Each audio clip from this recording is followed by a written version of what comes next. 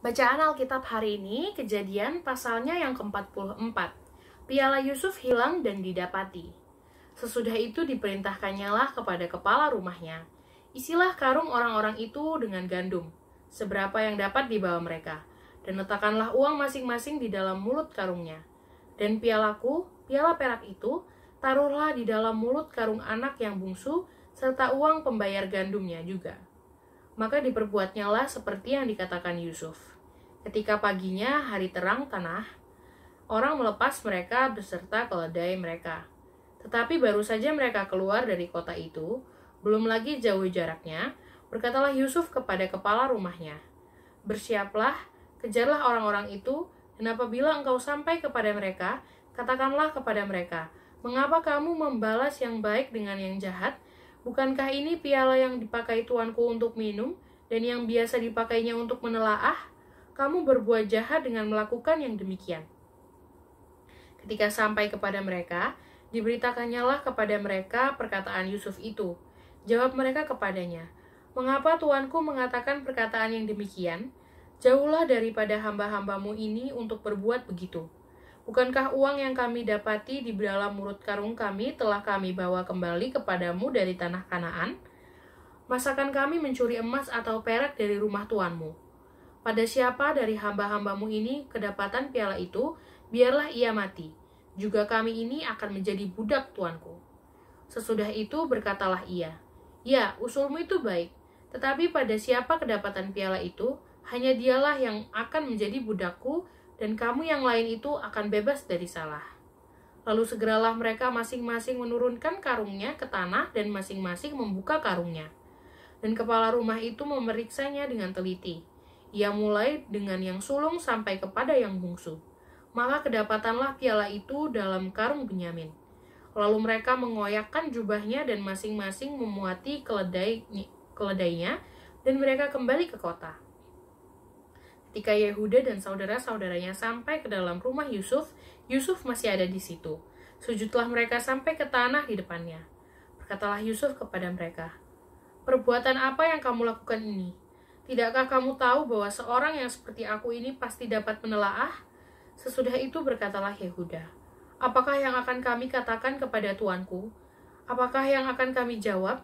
Dan dengan apakah kami akan membenarkan diri kami?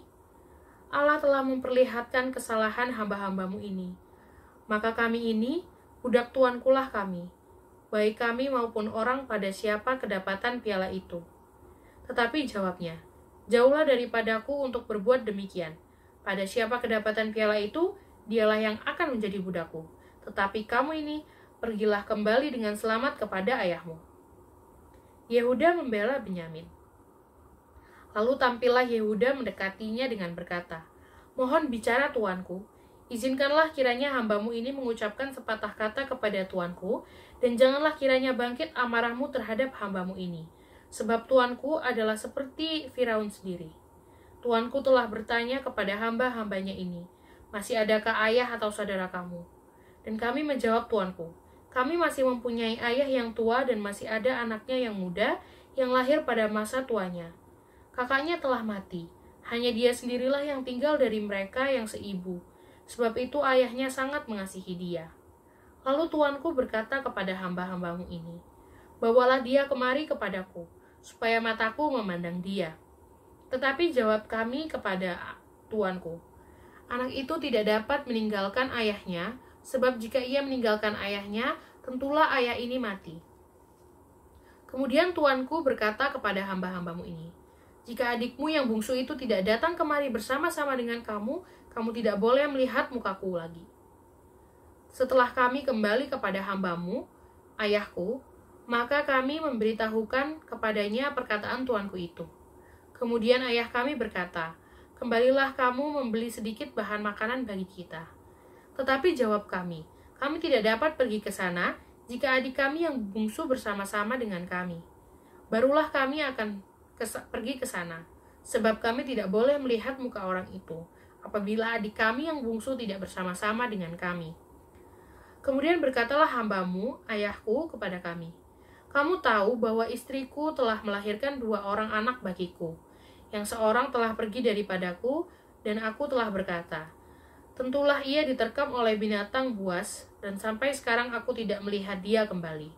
Jika anak ini kamu ambil pula daripadaku, dan ia ditimpa kecelakaan, maka tentulah kamu akan menyebabkan aku yang ubanan ini turun ke dunia orang mati karena nasib celaka.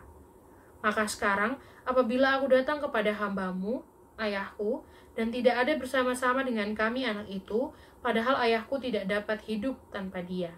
Tentulah akan terjadi, apabila dilihatnya anak itu tidak ada, bahwa ia akan mati, dan hamba-hambamu ini akan menyebabkan hambamu, ayah kami, yang ubanan itu, turun ke dunia orang mati karena duka cita. Tetapi hambamu ini telah menanggung anak itu terhadap ayahku dengan perkataan, jika aku tidak membawanya kembali kepada Bapa, maka akulah yang berdosa kepada Bapa untuk selama-lamanya. Oleh sebab itu, baiklah hambamu ini tinggal menjadi budak tuanku menggantikan anak itu. Dan biarlah anak itu pulang bersama-sama dengan saudara-saudaranya. Sebab masakan aku pulang kepada ayahku, apabila anak itu tidak bersama-sama dengan aku tidak akan sanggup melihat nasib celaka yang akan menimpa ayahku.